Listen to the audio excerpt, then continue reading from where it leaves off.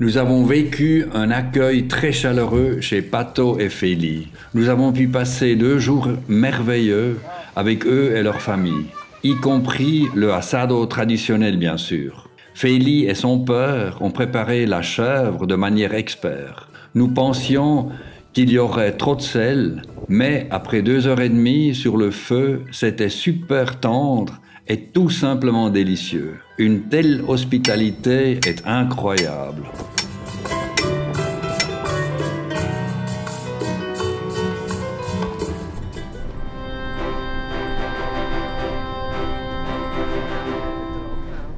Le nord-est de la Provence-Tenoïtienne est merveilleusement isolé et offre des montagnes ainsi que les beaux lacs. Nous avions opté pour la Laguna El Afquen et nous étions heureux que ce pont était assez solide pour Cloby, car nous faisions pas vraiment confiance au guet.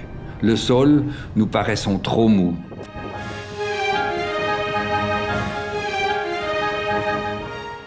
Tout s'est vraiment bien passé. Même pas un grognement dans les poutres.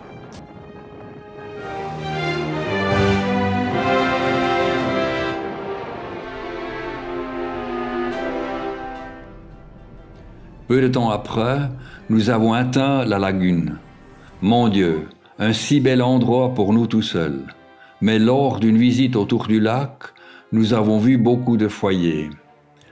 Nous nous sommes imaginés qu'elle est beaucoup plus peuplée ici en été et le week-end. Nous avons simplement eu la chance d'avoir toute cette nature merveilleuse pour nous seuls.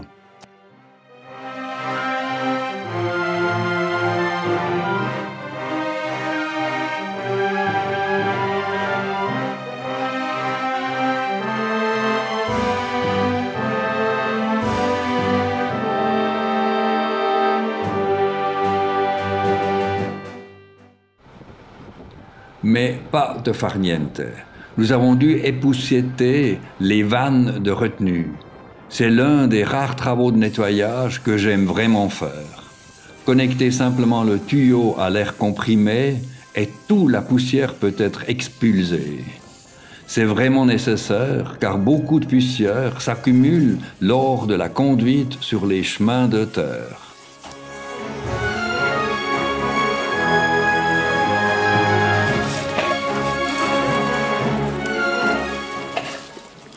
Et puis, nous recevons des visiteurs. Un troupeau de chèvres passe devant nous sur leur chemin de leur pâturage. Ça a l'air qu'ils trouvent Cloby très intéressante.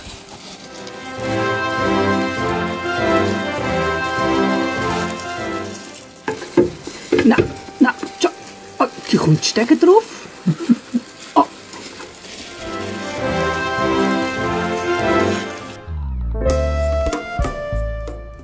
Nous n'avons pas aimé à quitter le lagon, mais nous voulions aller à Los Polichos, une région avec de grandes formations de grès. Même le trajet pour y aller était très amusant. La Saône se trouve derrière une chaîne de collines dans une grande cuvette.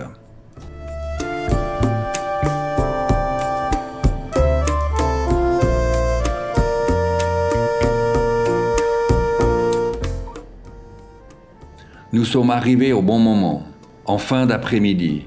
Il n'y a plus de touristes du jour et nous pouvions même utiliser le parking comme lieu pour la nuit. Et bien sûr, déballer le drone et regarder le tout d'en haut.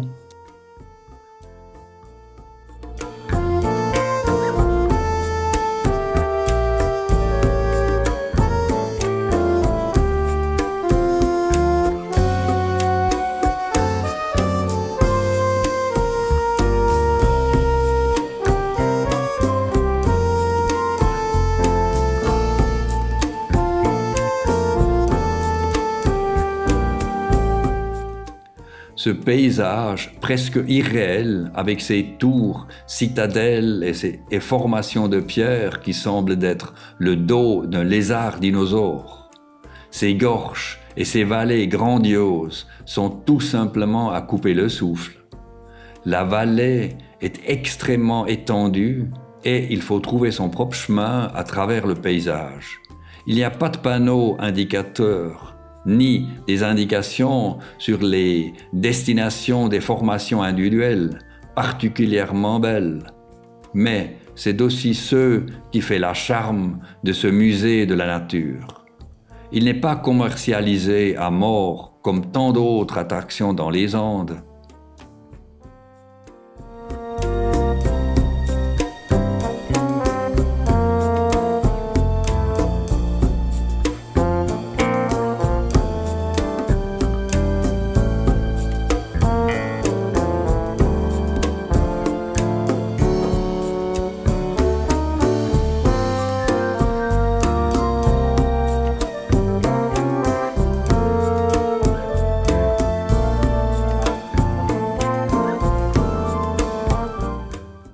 La merveilleuse et douce lumière de la fin d'après-midi plonge les collines dans un souffle presque mystique.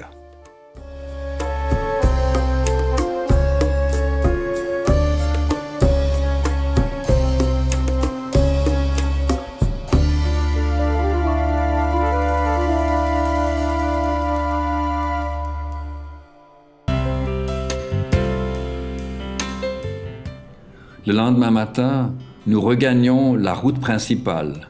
Nous n'avons vraiment pas regretté de ce détour une seconde pour rejoindre Agua Caliente. Nous demandons à l'office de tourisme de Barbarco si nous pourrions rouler avec l'Obi jusqu'au terme. Après une longue discussion, on nous a dit que nous devrions probablement nous arrêter devant la plus grande gorge. Nous pourrons peut-être encore traverser le premier pont, mais c'est tout. Et c'était un conseil judicieux.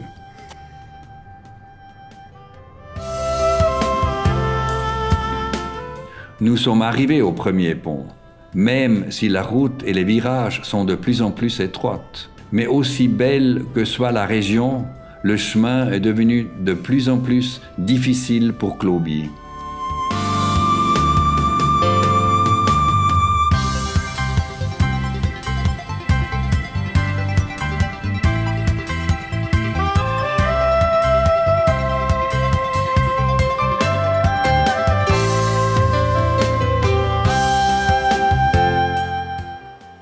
Et puisque nous sommes studieux, nous nous sommes retournés pour cette fois.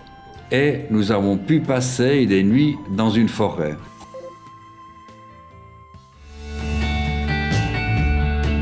Le lendemain matin, nous avons bien sûr conduit le chemin vers les thermes avec Ernst Lee. Et nous étions vraiment heureux d'avoir fait demi-tour avec l'aubière, car il avait quelques endroits où cela ne serait vraiment pas allé plus loin. Aujourd'hui, nous profitons de la belle région très étendue sur Ernst Lee.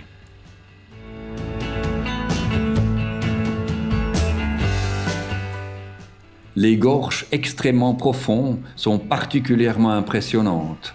Heureusement, il n'y a pas de circulation en sens inverse. La route est très étroite.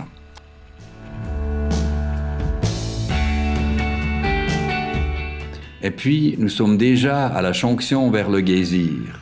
Plus loin, dans les collines, une rivière chaude sort de la terre et serpente en travers de la paysage. Il devrait aussi y avoir un geysir là-bas. Nous sommes déjà excités. Nous avons pu l'admirer, l'anonyme de tous les geysirs en Islande. C'est juste une courte randonnée du parking dans la gorge.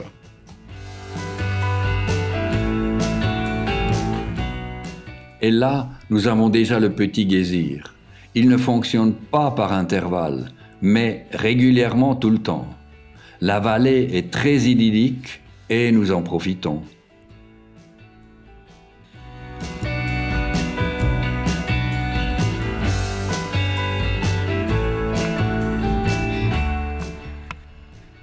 Sur le chemin de retour, nous pouvons à nouveau regarder les gorges de l'autre côté.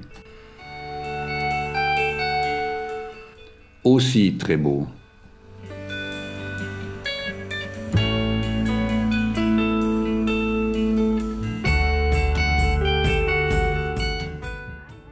En quittant la Provence de Neuquén, nous voyons un troupeau de bétail à côté de la route. Le bétail et quelques chevaux sont poussés dans une autre pâturage. Pour ce faire, ils doivent traverser la rue, mais le trafic est limité. Et si quelqu'un vient, il ferait attention.